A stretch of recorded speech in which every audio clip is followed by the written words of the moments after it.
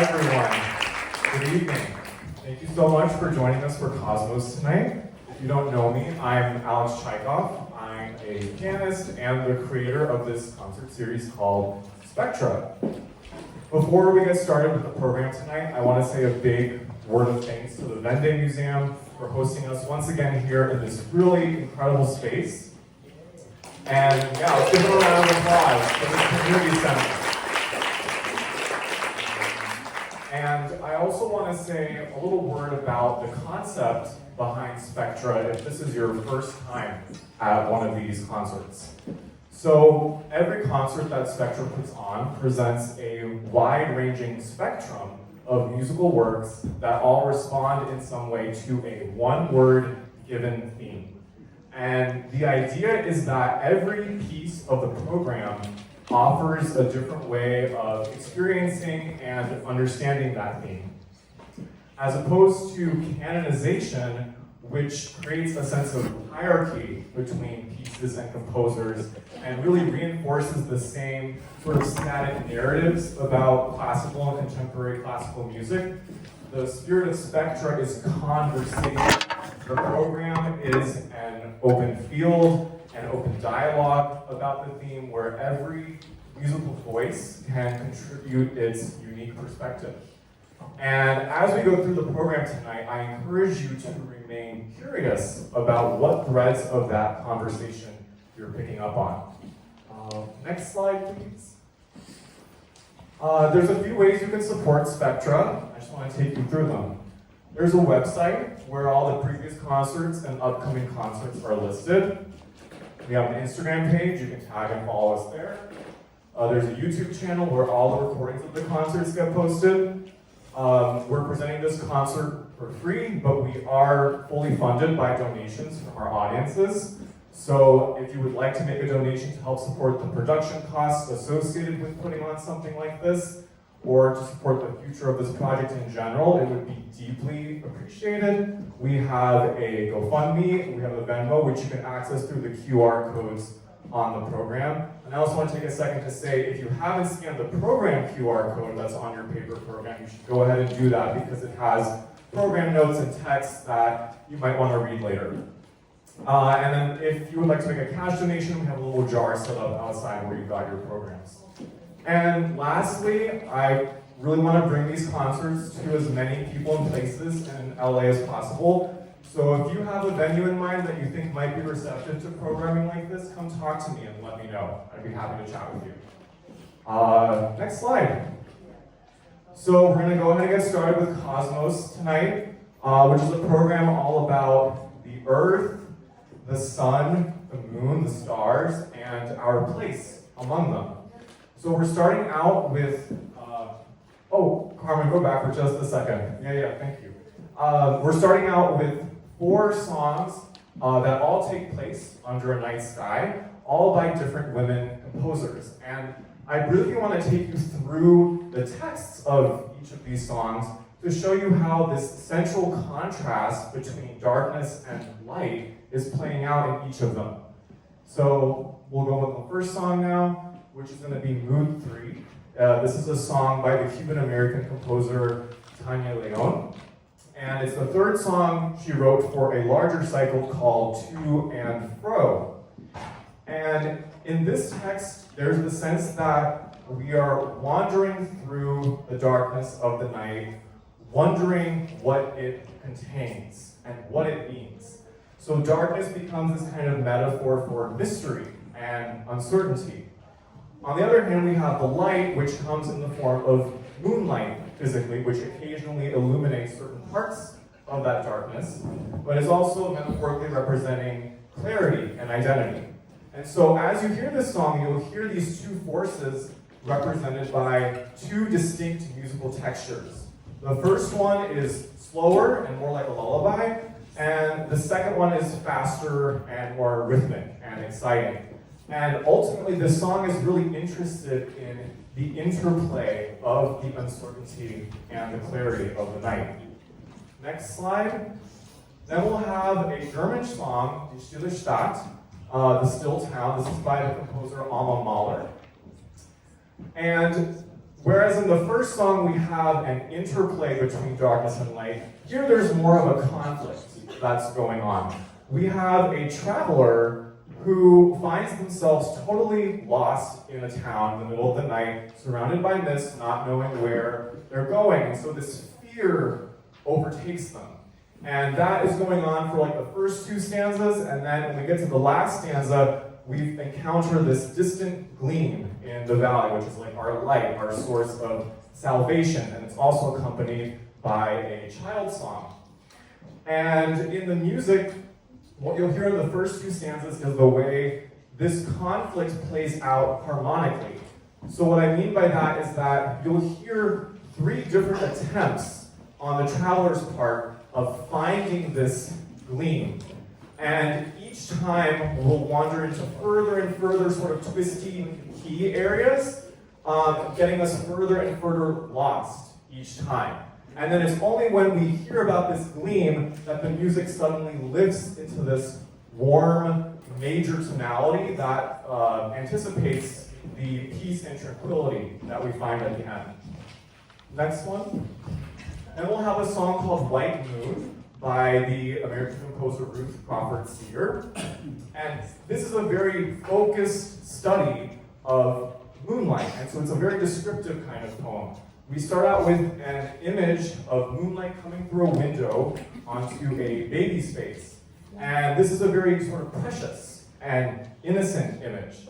And if you listen to the piano part specifically in this song, you will hear the way that the moonlight is represented through these delicate, ethereal wisps that happen in the piano's upper register. When we get to the second stanza and we start going outside into these ominous, gnarled shadows, the dark forest, like in this song, then the music appropriately darkens as the lower register of the instrument gets more involved and everything becomes more murky. And then we end by lifting back up into that etherealness and as we go back inside with the baby at the end of the song. So it really creates this powerful mystique around the moon. Next one. And then we'll close with another German song, Venedig, which translates to Venice. Not Venice Boulevard, but the town, the Italian city of Venice. So this is actually by the Croatian composer Dora Pejaçević, although the text, as you can see, is German and is by none other than Friedrich Nietzsche. And here, as in the second song, we have a traveler. Although in this situation, there's no fear of the darkness really happening. It's more just this kind of wonder. We're wandering the streets, listening to the sounds of the music and seeing the light sort of resonating in the waters where the gondolas are going by. And this really deeply moves this traveler to this moment of joyous bliss. And then it ends with the question, did anyone listen to it? Referencing not the external music, but rather the internal sound of their soul. And so in the music, you'll hear this gradual crescendo going to that joyous bliss in the second stanza, and then at the end, the question, this existential question, just sort of fades off in the air with the music. So I'm really happy to invite Yekaterina Lynch to perform these 4 night sketches with me.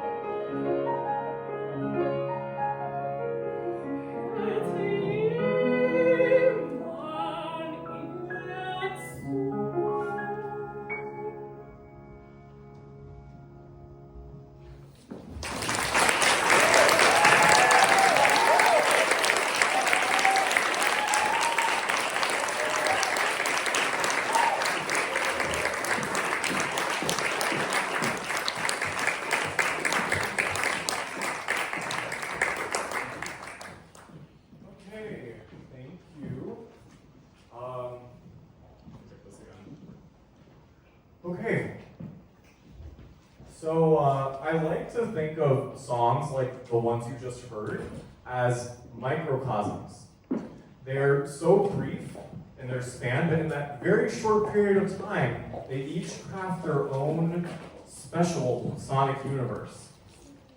We're now turning to a work that is more macrocosmic in nature. This is Makrokosmos Volume II by the American composer George Crumb.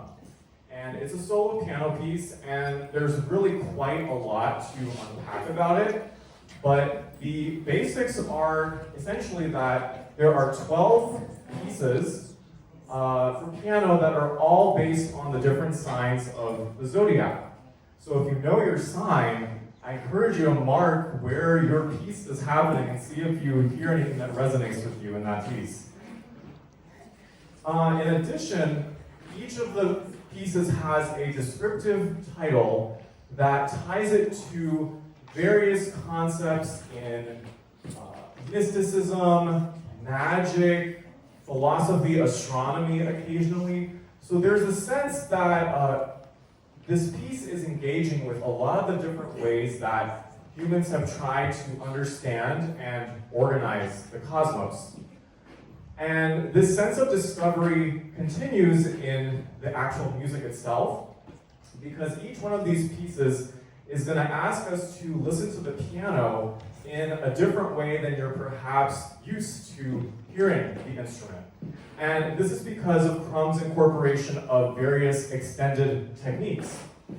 And I want to leave it a surprise which techniques get used in which piece, but I do want to give you 3 general categories to kind of listen out for. The first is specialized use of the 3 piano pedals, which essentially changes the way that the resonance is coming out of the instrument. And there are many moments in the piece where there are these 7 to 10 second pauses where all of the resonance that has accumulated up until that point is left to just ring out. And we're all sort of forced to sit there and listen to that sound change over time. It's really quite magical.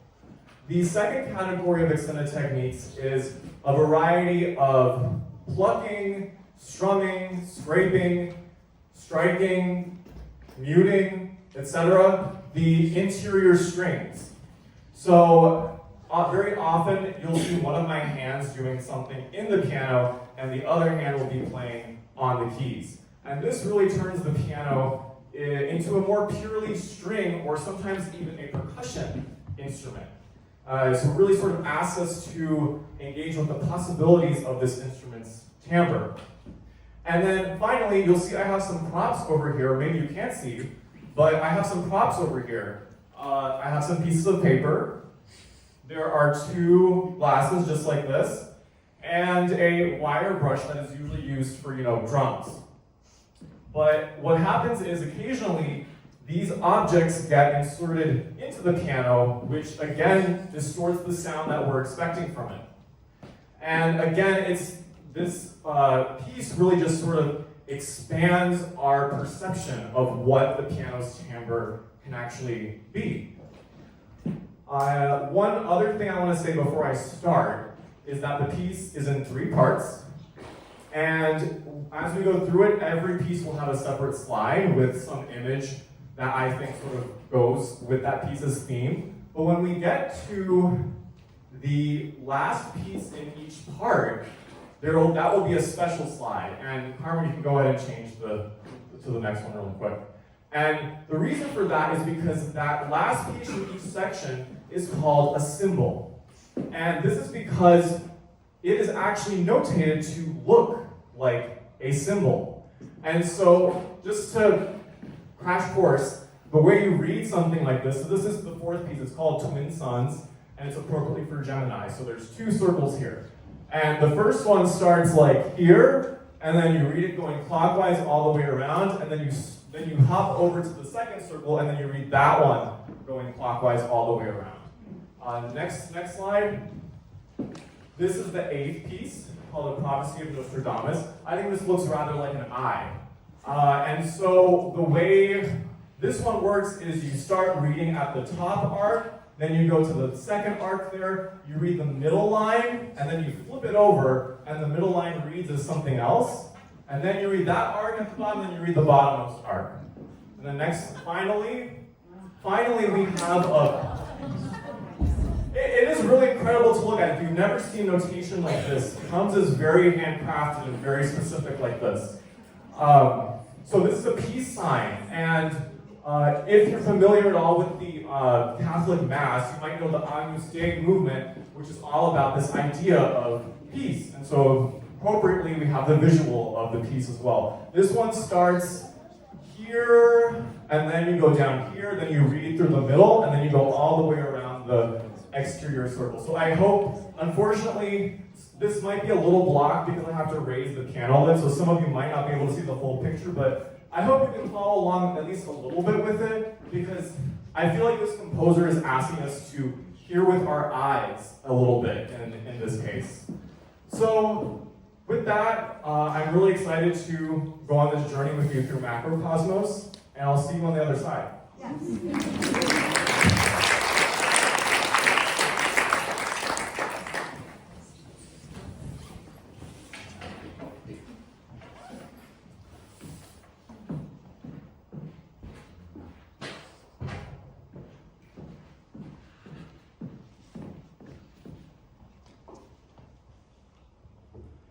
One more thing is that the composer actually asks for the piano to be slightly amplified, so you can hear some of the stuff that's going on in here.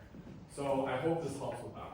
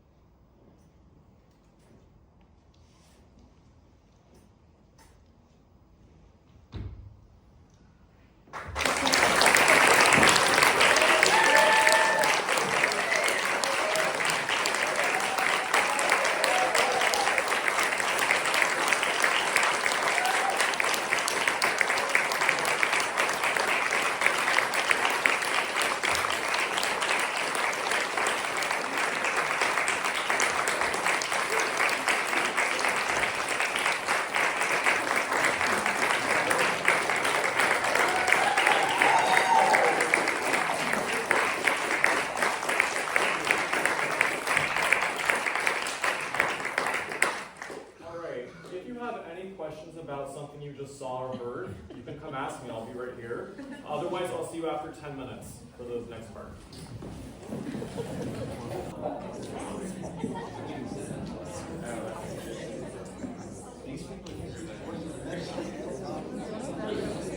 Hey, hello. Welcome back. We're going to get started with the second half now, and we're starting with another solo piano piece.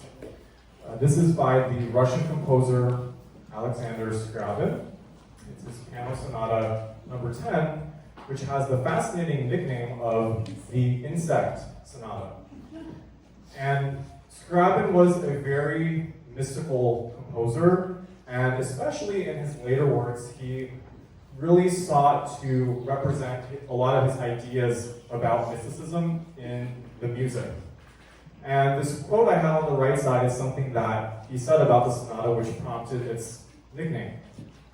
Insects, butterflies, moths, they are all living flowers. They are the most subtle caresses, almost without touching.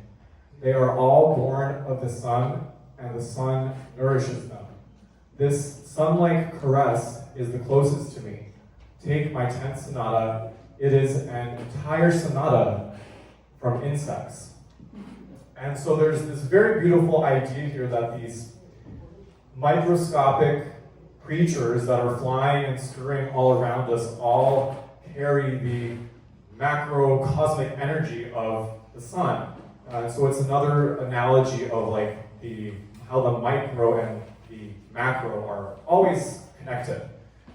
And this is the last sonata that he wrote.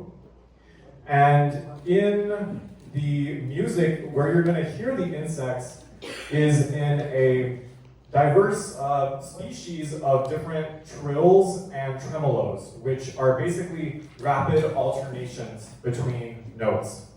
And this represents, of course, the scurrying bodies or maybe rapid fluttering of wings on a physical level. But energetically, there's something very brilliant and luminous and radiant about these trills.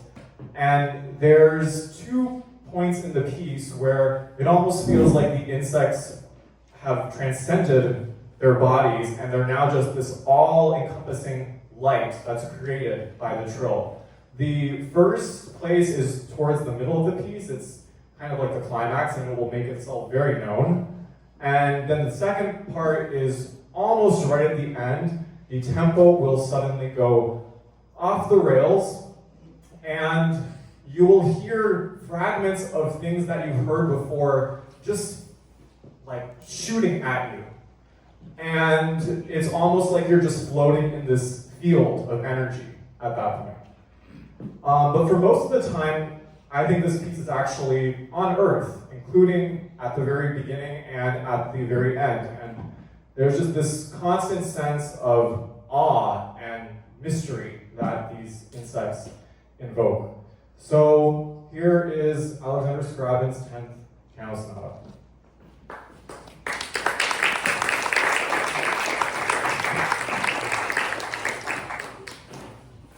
Tania, can you turn the slide on? Yeah.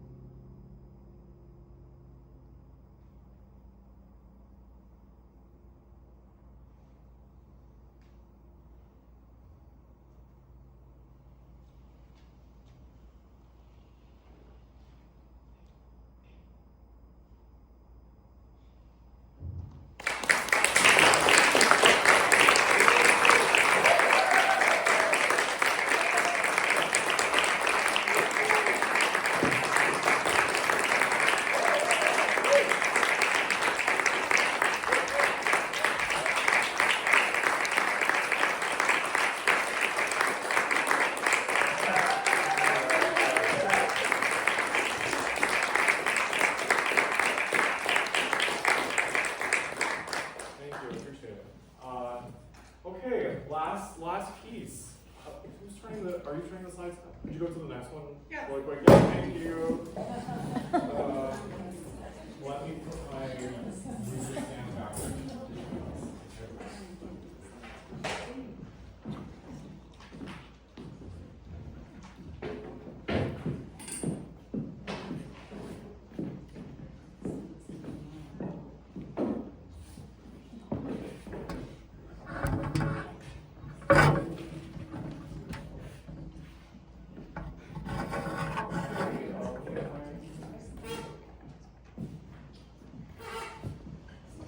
So we're closing again. Is this on? Now? Oh, great, okay. We're ending with some more songs. This is Carmen Adano, everybody. She's going to join me for this last set. It's a song cycle by the American composer William Bolcom called I Will Breathe a Mountain. And there are 11 songs in the cycle, and they're all performed together as one set. Usually a song cycle is organized by, text originating from like one poet, or there's like one theme that unites the whole thing, or like a story that's being told from beginning to end. But this one is really unique in that it sets 11 different American women poets from the 19th and 20th centuries. And so together, it's sort of like a galaxy of poetry, if you will. There's so many different poetic forms, themes, tones, and techniques and voices represented here. And to go through each poem in detail and look at all its wonderful minutiae would take quite a long time. But I want to zoom in on one of the poems in this set that bears the title of the whole thing, I Will Breathe a Mountain. And that is Night Practice by Mae Swenson. So Katya, if you could go to the next slide really quick. Yeah. So there's even this kind of poetry here. There's like, there's really a lot of different things are represented here. And so you see the title of the work only comes at the very end, I Will Breathe a Mountain, after much rearranging and reworking of the language throughout the poem to get to that one definitive statement. And of course the poem looks like a mountain.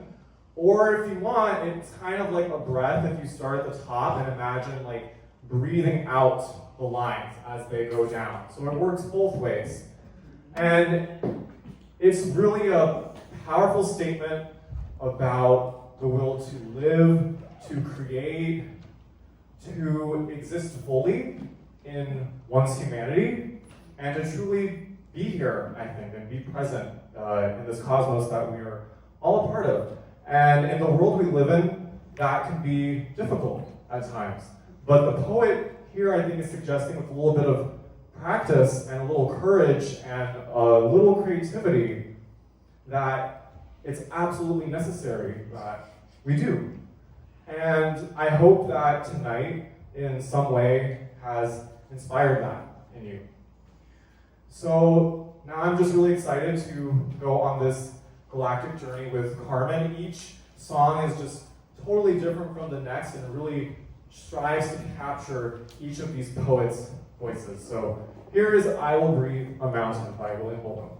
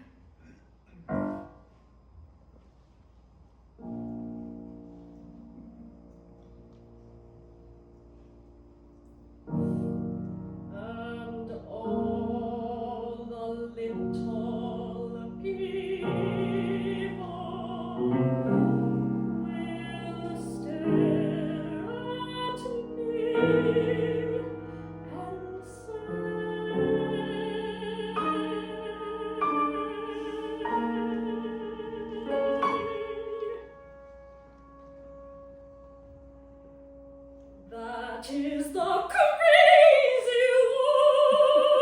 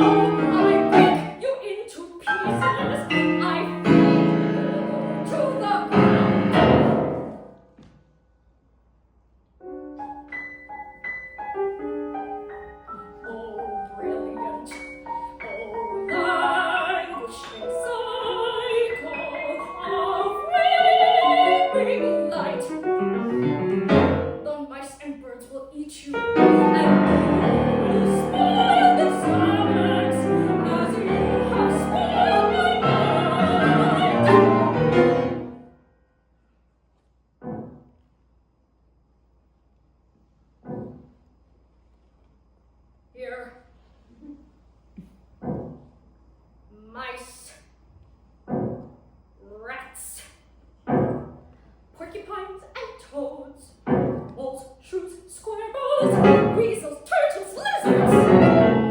Here's right everlasting. Here's a crown of forever. Here's a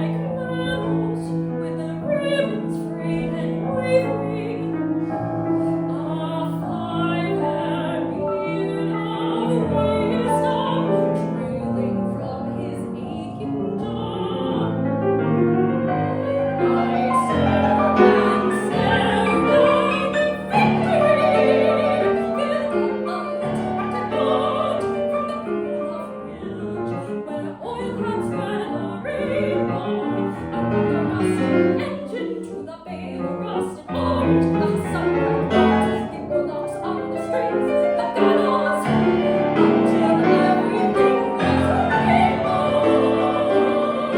rainbow, and I let the fish go, and I let the fish go, and I let the fish go.